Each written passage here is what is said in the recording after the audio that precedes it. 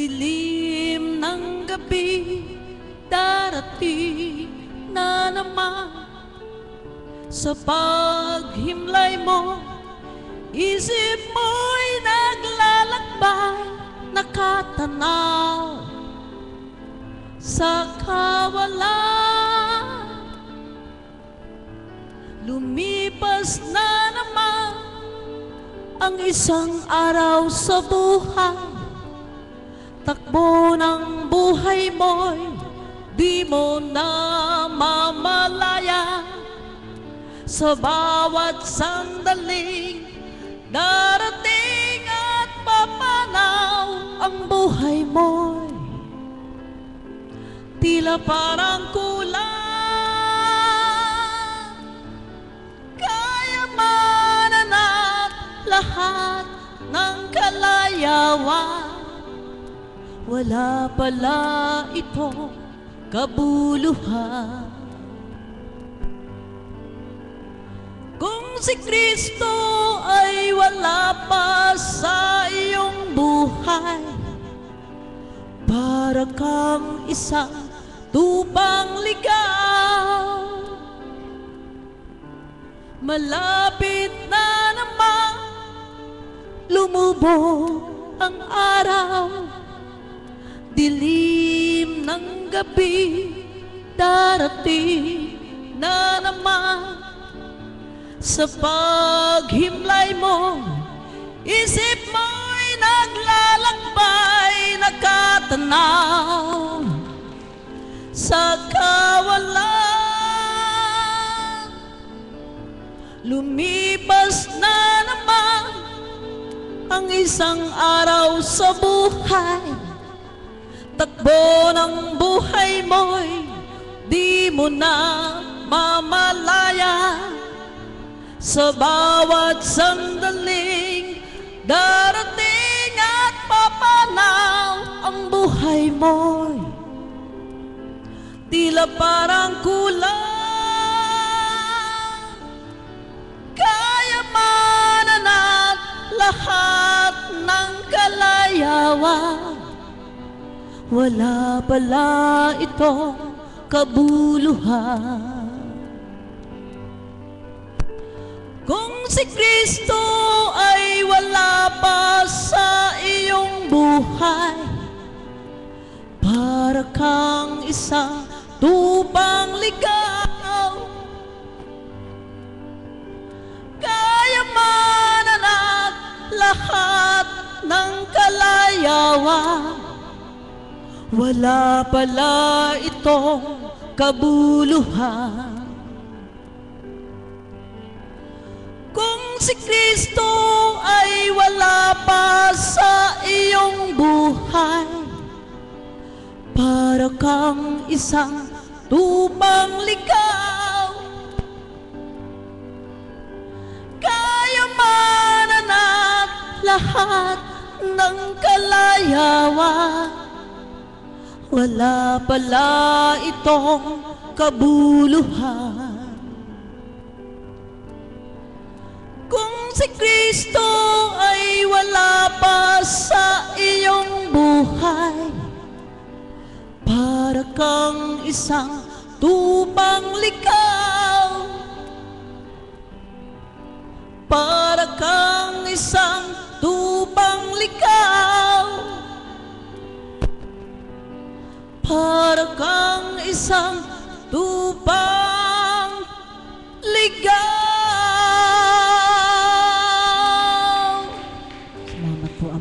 Salamat po sa iyo. Salamat kapatid. Talagang ikaw ay more na more. At ngayon naman po, dadako tayo sa pangalawang tatawagin ko ang ating kapatid na Marlene Hernandez.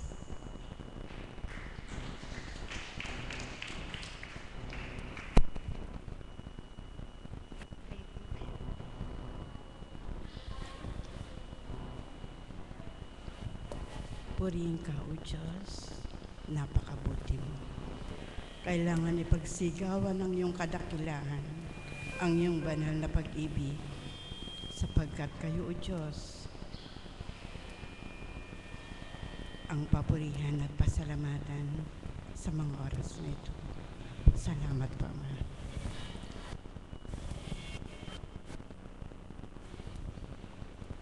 Isang po sa gabing ito, ang lamang po, na-share ko na po yung kagalingan ko at lahat ng Panginoon.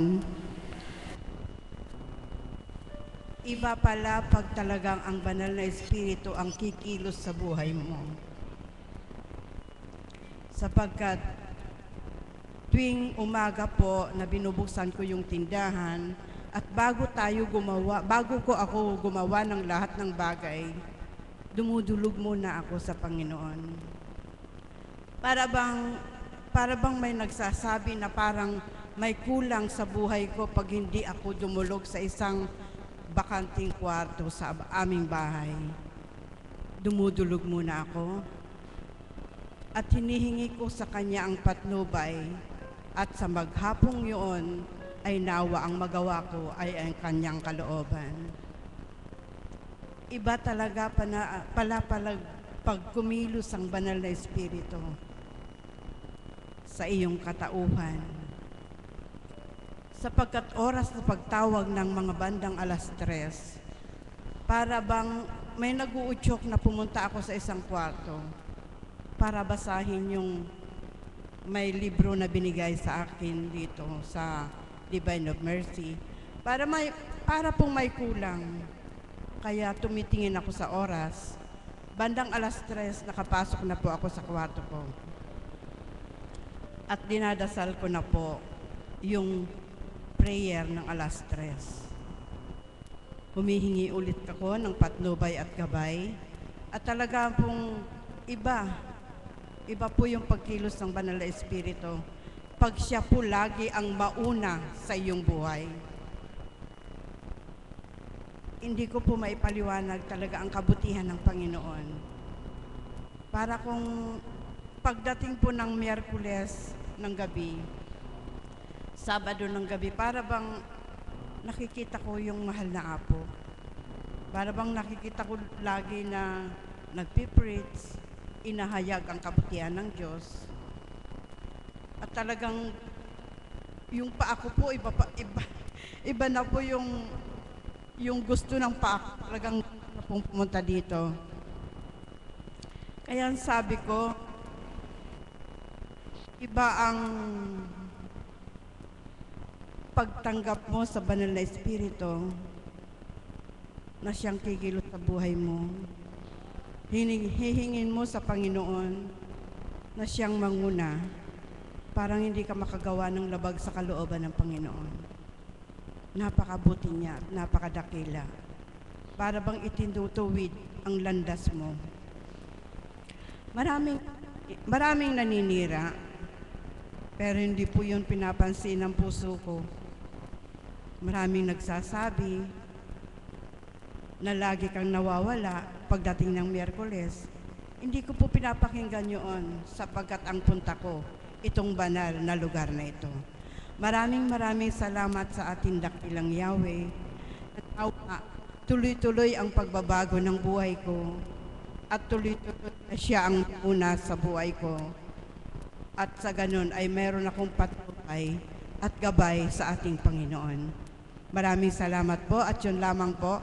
Maraming salamat po. Salamat kapatid. Nadama mo na kung paano nga po nandito ang ating banal na Espiritu upang ipakilala sa iyo na ikaw ay gabayan at ibigin ng pagmamahal na nadama mo ang kanyang banal na Espiritu. At ngayon nga po, tatawagan ko ang ikatlo. Tinatawagan ko po ang Kap, si Magno Guevara.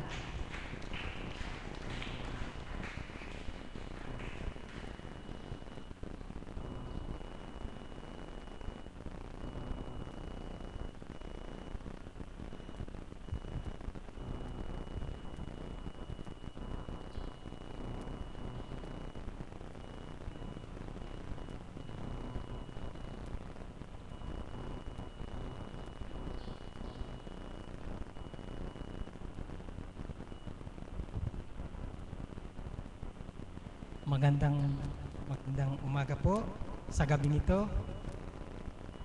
Ako po ay tinawagan dito sa banal na dambana upang ako po ay mag-alay ng awit sa inyong lahat at sa ating Panginoong Diyos. Ang ating buhay, batid natin hiram lamang sa may kapal. Sa Diyos Ama nasa langit ang nagbigay, kinaglawan ng liwanag itong buhay, walang hanggan. Dito sa mundo, isang beses lamang tayong magdaraan. Ibinawad sa atin ang kalayaan.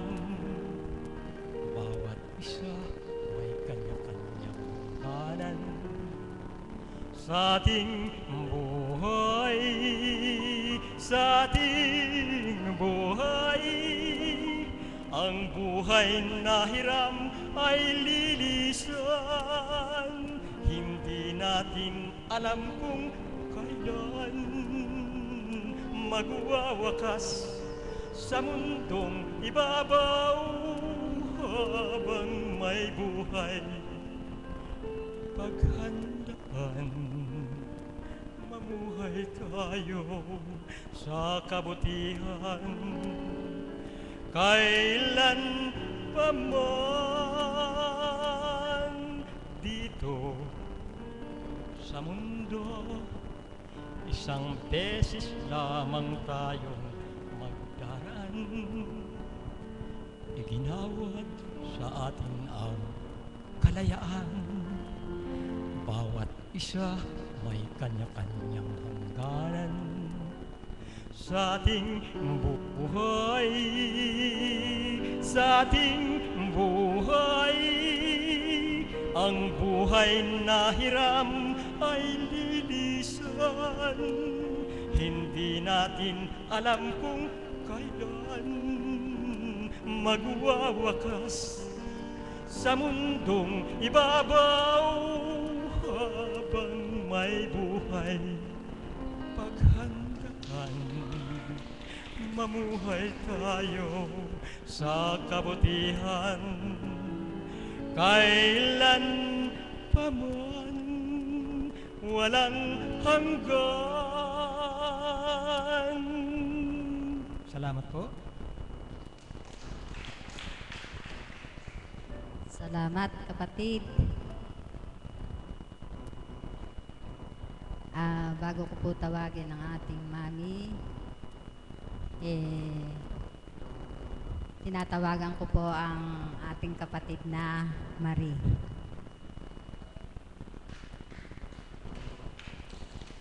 Saan ba si kapatid na Marie?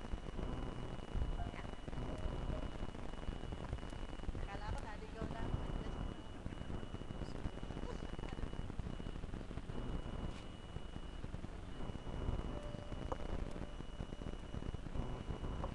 Isang magandang gabi po sa inyong lahat. Buhay po ba ang Diyos?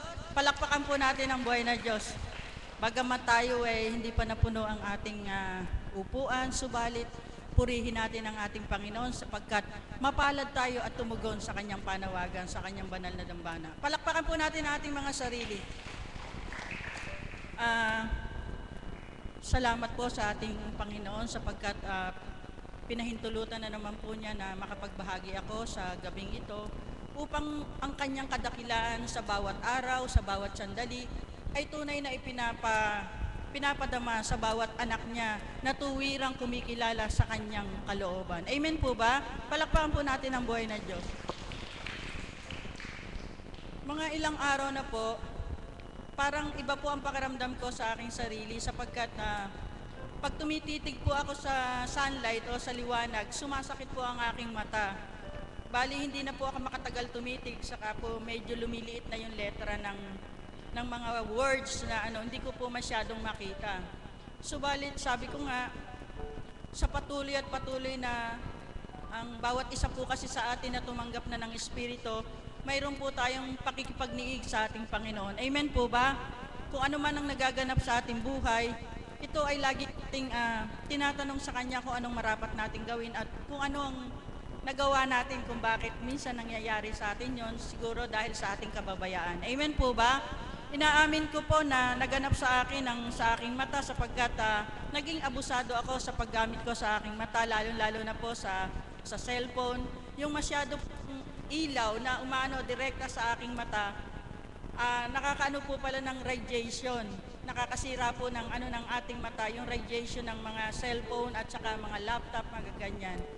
So, bali 5 days na po ngayon, nung mga 3 days ago, talaga pong masakit. Hanggang dito po sa ulo ko, nararamdaman ko yung sakit. Konting spark lang po ng light ng cellphone, parang masakit na, hindi ko na siya matitigan.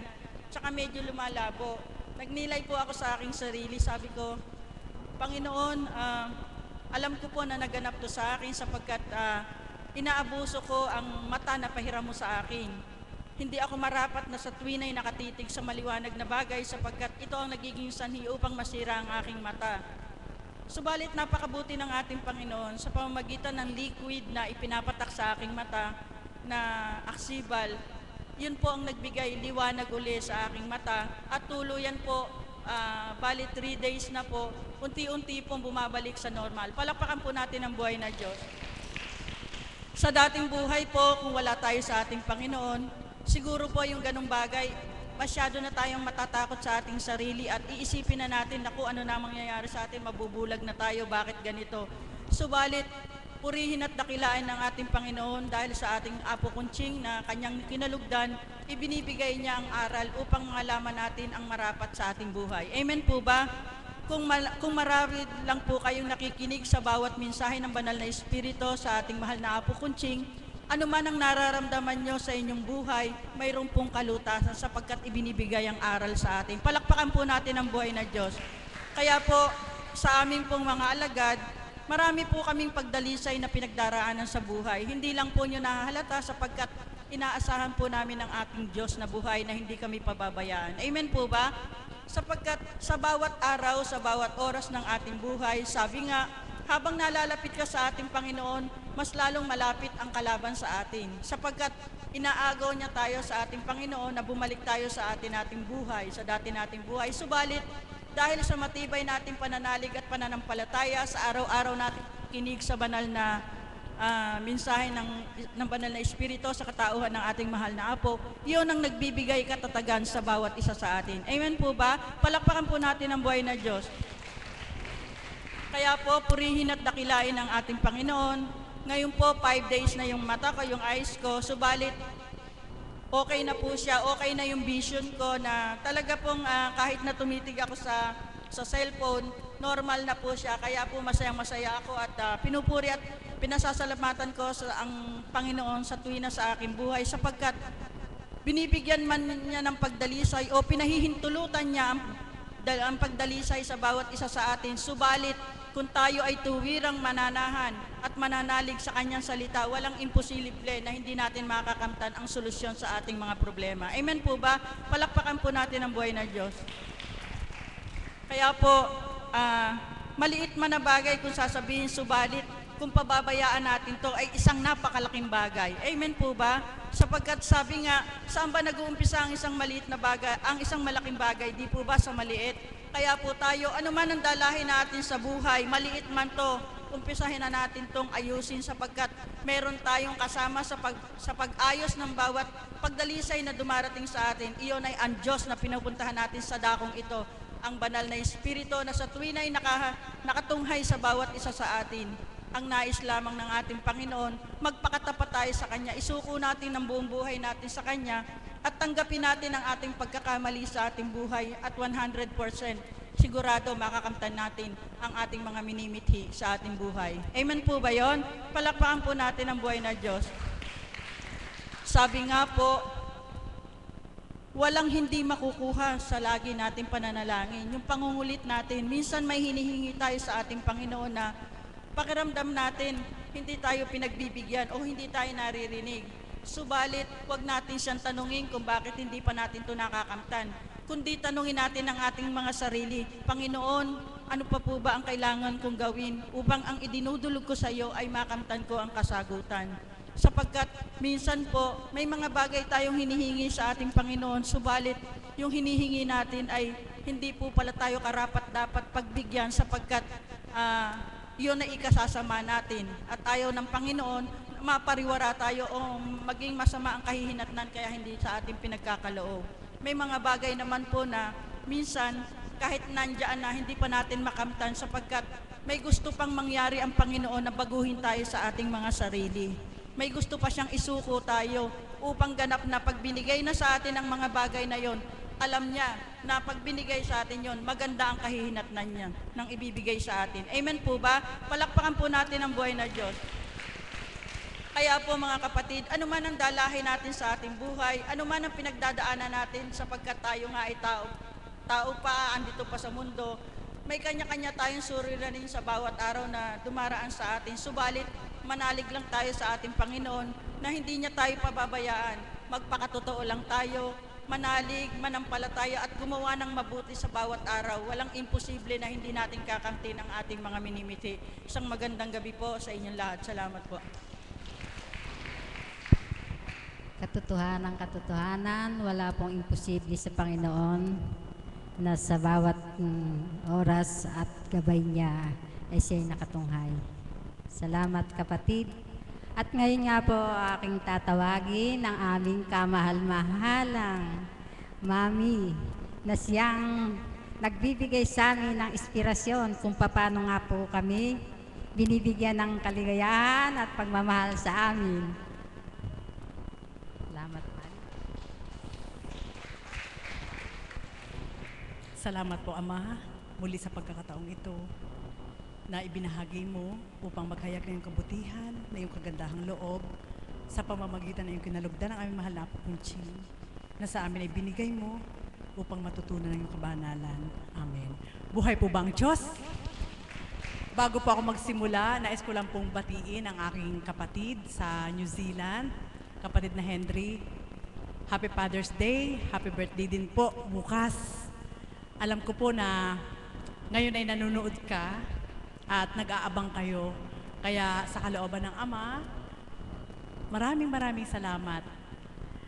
Isa po kayo sa kapatid ko, hindi man sa laman, subalit sa espiritu, dahil sa gawaing ito, minahal niyo po kaming lahat. Mabuhay po kayo. Buhay po ba ang Diyos?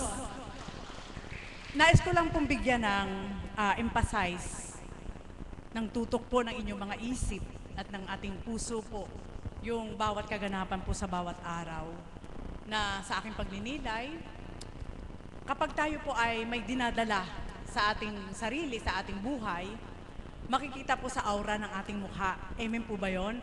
Kahit gaano mo ito katago, makikita ito sa aura ng mukha mo. Sa aura ng mukha mo, sa mata mo, o kahit sa ang partes ng katawan mo. Subalit mas makikita ito sa aura ng mukha mo.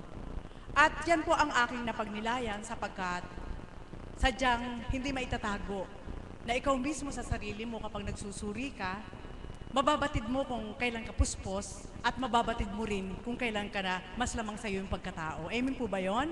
Bakit ito po yung binahagi ko sa inyo?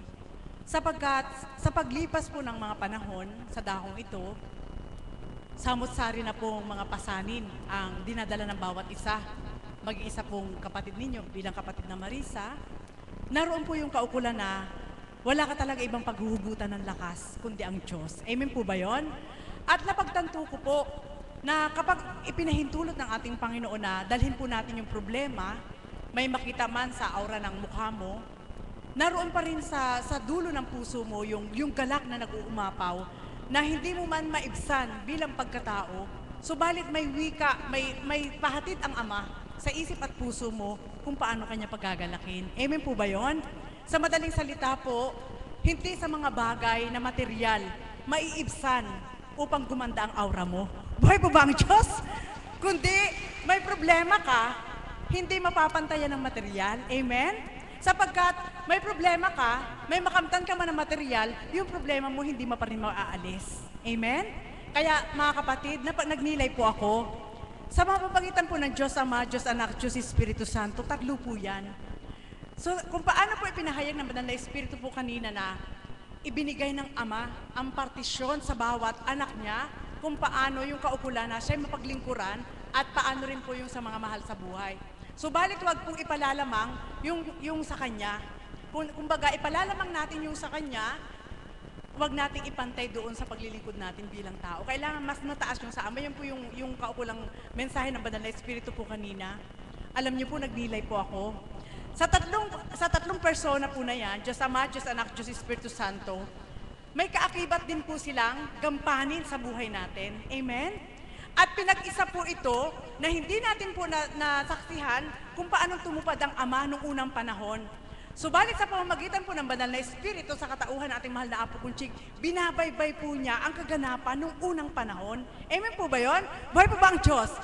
Pinakikita po ng Ama sa bawat kapahayagan yung kaukulang ginampanan ng Ama sa mga naunang ninuno natin, kung paano siyang tumupad at gumanap ng tumpak at tama sa mga taong sumunod sa Kanya. Amen po ba yun?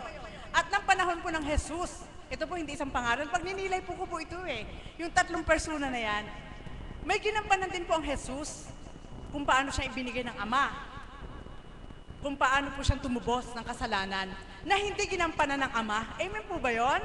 Sa madaling salita po, ngayon po sa panahon ng Espiritu, yung dalawang nauna, pinag-isa ang Espiritu para maging kapangyarihan ng tatlo. Buhay po ba ang Diyos? Amen po ba yun? Sa madaling salita po, talagang hindi tayo nag-iisa. Amen? Buhay po ba ang Diyos? Sabi po ng Panginoon, kanina po umakyat ako sa taas, nagpalit po ako ng damit. Pag nilayan niyo po yung suot ko, Diyos Ama, Diyos Anak, Diyos Espiritu Santo. Ito po.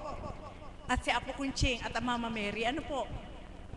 Habang nakatingin po ako sa salamin, ito po yung bahagi sa akin, hindi ko po malilimutan.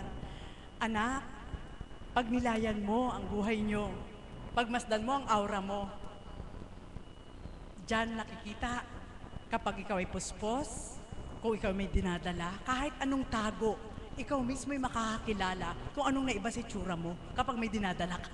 Buhay pa ba ang Diyos? Amen po ba yun? At kapag nakalagpas ka na roon, na itawid mo yon, mas makikita mo yung nag-glow yung aura mo kahit wala kang ilagay sa mukha mo. At pinagmasdan ko po ito, yung picture po na ito. Banal na Espiritu, ang mahal na Apo, Mama Mary, at si Jesus. Sa likod nito si Ama na. Si Jesus at si Ama. Ito po yung tinuran. Anak, paano kayo malalabanan ng kalaban kung ako nga ang taglay nyo? Samantalang sa iisang ito, tatlo ang nakapaloob. Buhay po ba ang Diyos? Amen po ba yun? Totoo po yun. Diyos Ama, Diyos Anak, Diyos Espiritu Santo. At sa pamagitan ng mahal na Apo Kunching inuulat bawat araw. Oo nga naman. Ama, bakit marami pa rin nagagapi? Yan ang katotohanan.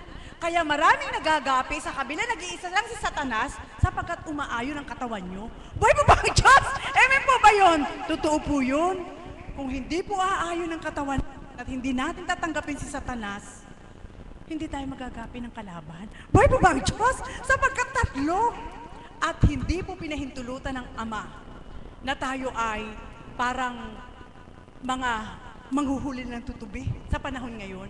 Kundi mayroon pong isang ginamit ating mahal na Apo Kunching na ang kapangyarihan ng Ama at ng Anak ay pinag-isa sa pamamagitan ng Espiritu. Buhay po ba ang Diyos? So ibig sabihin, napakalakas. Amen? Mga kapatid, bakit ito po yung binahagi ko? Ngayon din po, kailangan maging malakas tayo. Sapagkat hindi tayo nag-iisa. Buhay pa ba ang Diyos? Amen po ba yun? Kung ang ating katawan, isasubmit natin kay God, yung tatlo na yun nakapasok sa loob ng ating katawan, malakas. Amen? Ano laban ni Satanas? Kaya mga kapatid, nawa po, mapagdilay nyo rin po yung mapagnilayan ko. Bakit po ito yung pinasuot sa akin? Sapagkat, sa panahon po ngayon, napakapalad po natin. Ang mga nakalipas na panahon na kaganapan na ginampanan ng ating Ama at ng Anak ay inuulat po ng Banal na Espiritu sa pamamagitan ng mahal na Apo Kunching upang patutuhanan na ang lahat na naging matapat mula noon hanggang ngayon, dumanas man ang pagdurusa, may ligaya. Buhay po ba ang Diyos? Amen po ba yun? At isa po kami ngayon sa naghihintay sa ligayang yon. Nasabi ko nga, ang babaw ng kaligayahan ng mga lingkod. Alam niyo po, hindi niyo lang po kaya talagang tarukin. Subalit kung mararamdaman niyo po ang pag-uumapaw na galak sa aming puso, sapagkat may isang apo kunching na ginamit, nagsasalita na naririnig mo, nagwiwika na nakikita mo, na sa kaloob-looban ng kanyang pagkatao, alam nating hindi tao. Amen po ba yun? Subalit ginampanan ng ating Ama na bumaba ang kanyang espiritu upang lumukob sa tao, upang malinaw na masilayan natin na ayaw ng Amang ipagapi tayo kay Satanas. Buhay po ba ang Diyos? Amen po ba yun? Kaya nawa po, mga kapatid, yung karampot na bahagi na yan ay malinaw na po sa ating lahat. Amen? Sapagkat sa bawat araw po, sabi ko nga, kung ang pagagalingin lang po sa dakong ito at ang mimithiin ng bawat isa ay yung katawang lupang gumaling, maaaring hindi siya bumalik. Sapagkat sigurado babalik lang siya uli kapag nagkasakit siya uli. Amen? Wala magiging tatak. Kundi yung katawan, parang may sakit ka, pumunta ka sa doktor, lilisan ka, wala na. Babalik ka na lang pag may sakit. Kung ito lang po ang pagagalingin sa dakong ito at hindi po ang kaluluwa, alam niyo po, sayang. Amen?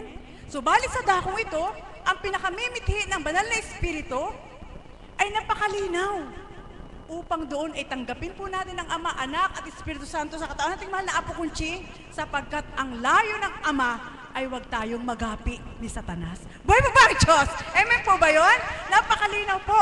Kaya mga kapatid, sabi ko nga, hindi ko ipapahayag kung paano akong pinagaling. Alam kong pinagaling ako ng Panginoon, hindi lang aking pisikal. Subalit kaya ako nagbabalik-balik bilang isang lingkod sa dakong ito, ang tatak na iniwan ng Diyos sa puso ko ay siyang nagpapakonsensya sa isip ko para paglingkuran ko siya. Buhay po ba ang Diyos? Amen po ba yun? Bakit po? Sapagkat naging matapat ang Diyos sa akin. Amen? Naging matapat po siya sa akin. Kaya sa bawat araw, wala akong minimithi, hindi ako mangangako, kundi sa kanyang kalooban, sa bawat araw, makatupad sa kanya, sa kanyang paraan. Sapagkat kung bilang pagkatao, sadyang mahina. Subalit dahil tatlo sila na nabumibihag sa aming puso, kaya malakas. Sa madaling salita mga kapatid, anuman ang pagdaraanan, bawat isa po sa kanila may gagampanan. Amen?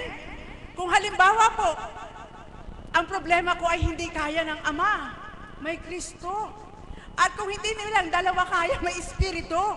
At actual mo pa na nakakausap sa pamamagitan ng banal na Espiritu sa katawan nating mahal na Apo Kunching, na kapag katapatan inilapit mo tilagak kung ano ang dapat mong itanong, sasagutin ka niya sa oras na pagmimensahe niya. Buhay po ba ang Diyos? Mga kapatid, ito po iwanan ko po sa inyo.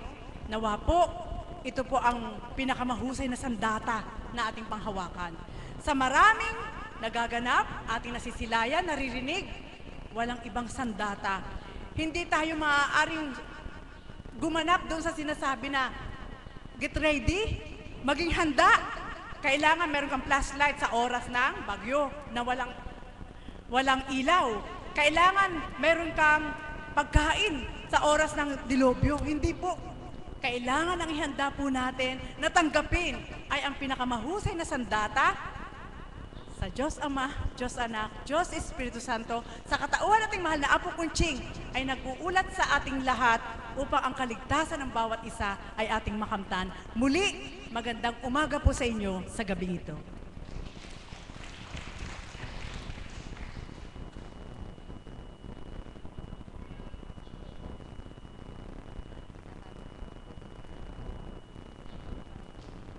Maraming salamat, Mami, sa binahagi mo. At ngayon po ay aking tatawagin ang ating kapatid na si Berhel Bustamante.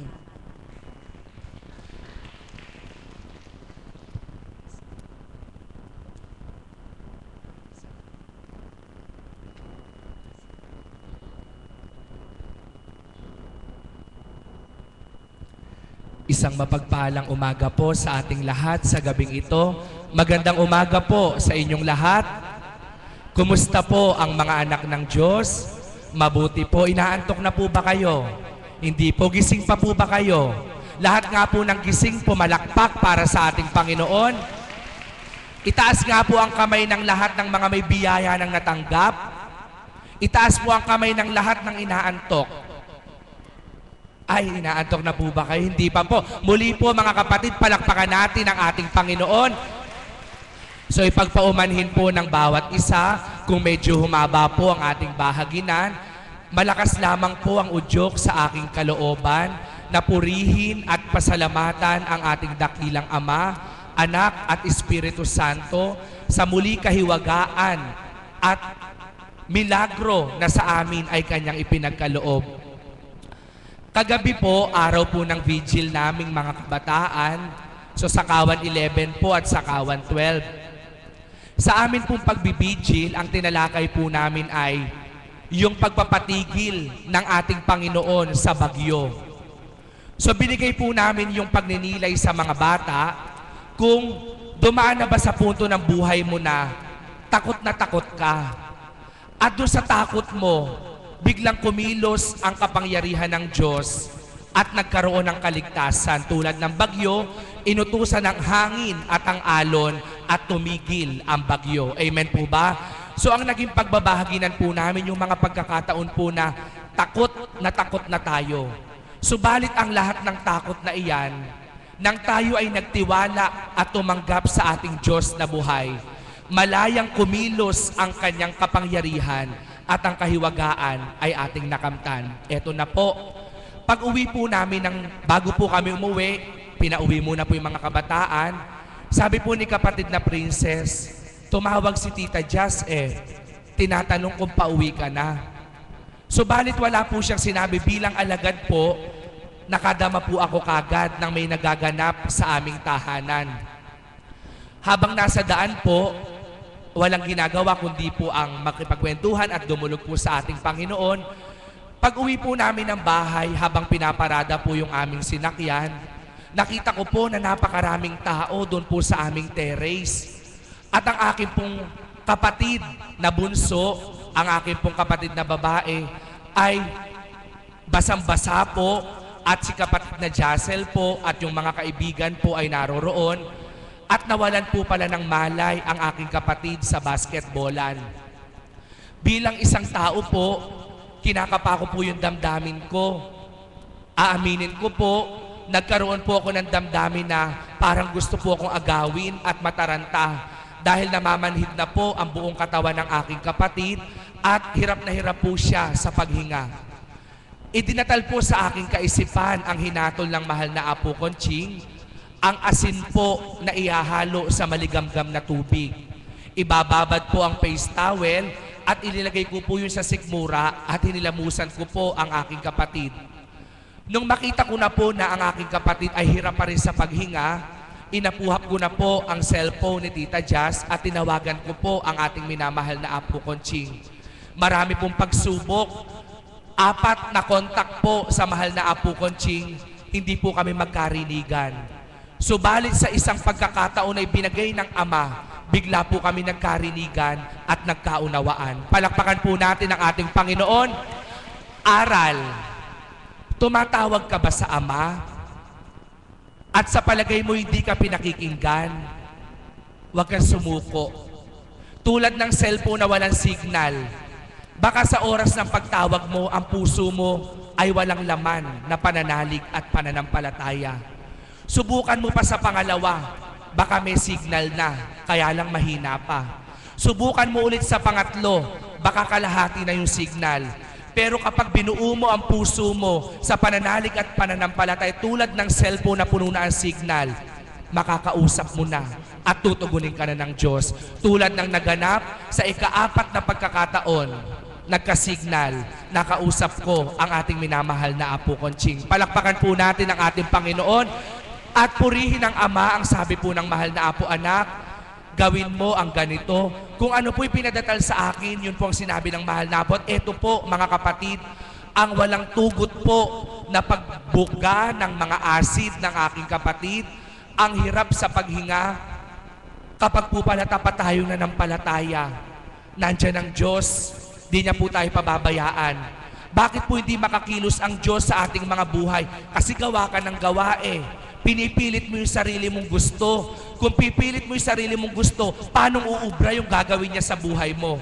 Tumahimik ka, magtiwala ka, manalangin ka, at kapag pinagkatiwala mo ang lahat sa Kanya, dun palang makakakilos ang kapangyarihan niya. Mga kapatid, sa tawag ko lang po sa mahal na Apo Conching, at pagkain ng candy na binabaliwala ng marami, yung mga candy naaagaw dito, walang gamot na nilagok, walang tinunguhang manggagamot sa mga larangan na nag-aral.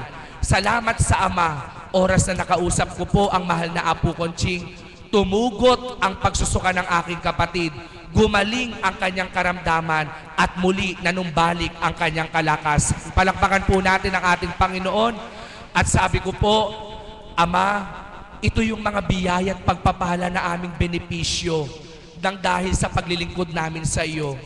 Benepisyo na walang makikita ang tao na makapal ang aming wallet.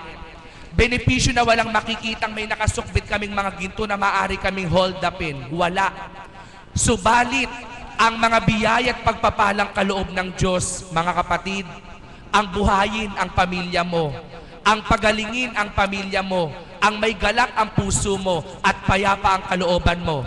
Biyayang pagpapala na walang makapapantay at walang makabibili na kahit anong salapiman. Palakpakan po natin ang ating Panginoon.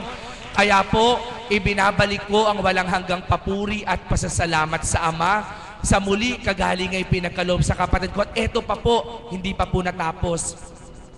Alas 11 po, natulog po ako, plakta, pagod po, dahil may ginagampanan po ako ngayon sa aming lugar bilang nangangasiwa po sa kapiestahan. Plakta ang katawan bilang tao. Alas 11 po ako nakatulog, 11:47 po, kitang-kita ko ang orasan. Ginising po ako ng aking inda. Ang isa ko naman pong pinsan ay hirap na hirap sa paghinga. Bilang tao po, parang magsusuko ka na, parang gusto mong bumitaw.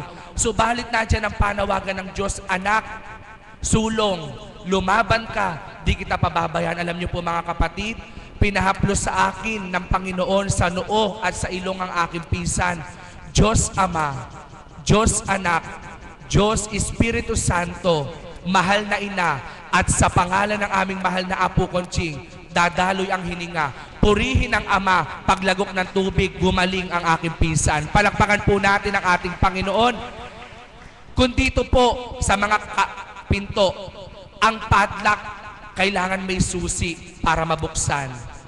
Kung dito po sa mundo may puzzle para mabuo ang bawat letra.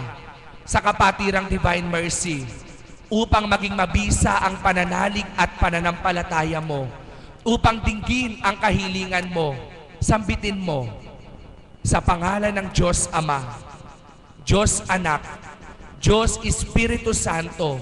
Isama mo pa ang mahal na Ina, at higit sa lahat, sa pangalan ng iyong kinalugdan, ang aming mahal na Apo Conching. Mga kapatid, kapag di ka nag-alinlangan, hiwaga ng Ama ay iyong kakamtan. Palakpakan po natin ang ating Panginoon.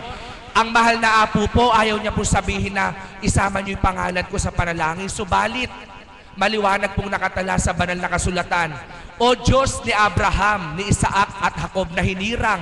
At ang sabi ng Panginoon, kapag ginamit nyo ng buong katapatan ang pangalan ng aking hinirang, kayo diringin ko sa inyong panambitan. Palakpakan po natin ang ating Panginoon. At eto po mga kapatid, ang Ama po walang nakakita na kahit isa. So si Divine po, nagkatawang tao bilang Hesukristo. Ang Ama po walang nakakakita. Isipin nyo po, ganito po yon. Ang Ama po nasa mataas. Ang Panginoon ibinaba. Ang Ama at ang Anak nagsama bilang Espiritu Santo. At ang Espiritu Santo po pinadaloy, pinababa. At kapag nandito si Apo Conching, yun ang Espiritu Santo na mula sa Ama at sa ating Panginoong Hesukristo. Ito pong maliwanag na tinuran sa akin, anak na minamahal. Katauhan ng kinalugdan, inyong minamasdan. Literal na katauhan ang nasa inyong harapan. Subalit walang kamalayan, kabatiran ng sinuman. Sa kalooban ng kanyang katawan, ako ang nangingibabaw.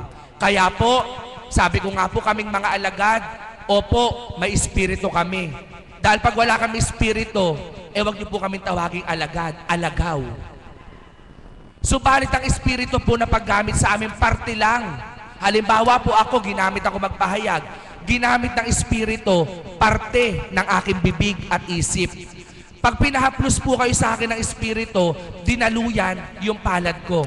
Parte-parte. Subalit tandaan niyo po, sa katauhan ng mahal na Apo Conching, mula ulo hanggang talampakan, espiritong banal ang sa kanya'y nananahan. Kaya po mga kapatid, walang pasubali, walang anumang paliwanag na hinihingi. Sabi nga po, sa ayaw manampalataya, bigyan mo man ng maraming patotoo, baliwala sa kanya. Subalit sa tapat manampalataya, di na kailangan pa ng marami pang salita. Kundi kapag tupat ang puso mo, ipapakita mismo ng Diyos sa iyo, may tao siyang ginamit sa mundo. Sa pamamagitan ng kanyang espiritu, may problema ka ba? May sakit ka ba? May dinadala ka ba? Iyalay mong lahat sa kanya. Magtiwala ka sa kanya. Pakinggan mo ang tinig niya. At sigurado po, iyuhulagpos tayo ng Ama. Wala ka bang bigas na katulad ko kanina? Magtiwala ka sa Ama. May sinaing na kami. At marami pang sobra. Wala ka bang matamis, mamulot ka na lang ng candy. Wala ka bang maisaing o anuman problema. Wala ka bang pag-tuition sa iyong mga anak para sa pag-aaral. Huwag tayong sumukot bumitaw. Laban lang po ng laban. Tanungin ko po kayo, pag wala po tayong bigas, pag wala tayong pera, nag-isip ka na loka ka nung natalo. Subalit kung may problema man po tayo, ang Ama pong lahat ng nakakaalam. Pagkatiwala po natin sa Kanya at kailanan po ay di niya po tayo pababayaan. Papuri at pasasalamat sa Ama ang lagi ko pong binabalik sa Kanya. May isang taong ginamit siya. Ikaw, ako, kayo,